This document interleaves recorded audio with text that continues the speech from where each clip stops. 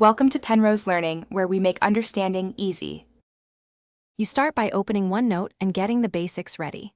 Sign in, grant mic and storage permissions, and pick the notebook page where you want audio. Once done, tap the Insert plus icon and choose Audio Recording so OneNote creates an audio attachment directly on the page. This immediate step captures your voice into a note instead of typing. Make sure background apps aren't using the mic, otherwise the recording level will be low and noisy. You press Record and speak clearly into the phone mic. Use headphones if possible for better clarity. During recording, you can pause and resume so your audio stays organized.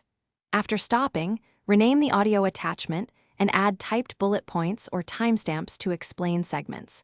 This helps when you revisit the file.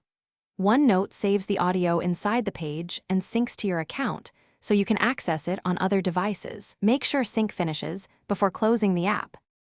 To finish, long press the audio attachment to share or export. Choose Save to Files or send through email or messaging apps. Once exported, you can convert formats or archive outside OneNote. If you need to access the raw file, check OneDrive. OneNote stores synced pages there. If something goes wrong, first verify mic permission and storage space, then force close OneNote and reopen.